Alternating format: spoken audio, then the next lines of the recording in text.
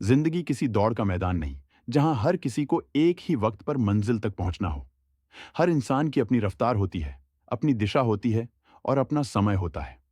अगर तुम दूसरों की चाल देखकर अपनी चाल बदलोगे, तो शायद मंजिल छूट जाएगी, लेकिन अगर तुम अपनी चाल पर भरोसा रखोगे, तो भले देर से सही, तुम वहीं पहुंचोगे जहां तुम्हें पहुंचना है।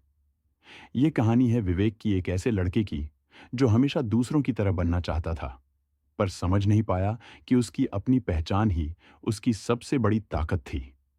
विवेक मेहनती था, पर जब भी किसी और को सफल होते देखता, अपने अंदर एक कमी महसूस करता। उसकी क्लास में आर्यन नाम का छात्र था, हर परीक्षा में टॉप, हर प्रतियोगिता में विजेता। जब भी आर्यन की तारीफ होती, विवेक के दिल में एक चुपचाप दर्द उठता। क्यों मैं नहीं? धीरे धीरे वो खुद को दूसरों की तुलना में छोटा महसूस करने लगा। एक दिन स्कूल से लौटते वक्त विवेक बहुत उदास था। उसने देखा कि एक बूढ़ा माली फूलों को देख रहा था। उसने पूछा, बाबा, सारे फूल एक साथ क्यों नहीं खिलते? माली मुस्कुराया और बोला, बेटा, हर फूल का मौसम अलग होता है। कोई धूप में खिलता है, कोई छांव में। अगर मैं गुलाब की तुलना सूरजमुखी से कर दूं, तो दोनों अपनी खूबसूरती खो देंगे।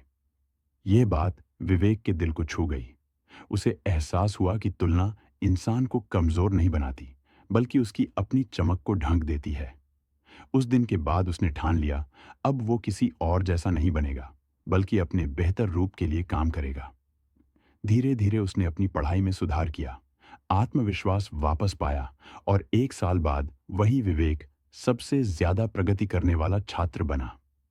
जब सबने उसकी सराहना की, तो वो बस मुस्कुराया, क्योंकि अब उसे समझ आ गया था कि असली जीत दूसरों से नहीं, खुद से होती है।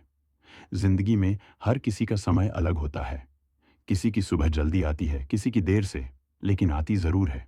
इसलिए कभी किसी से अपनी तुलना मत करो।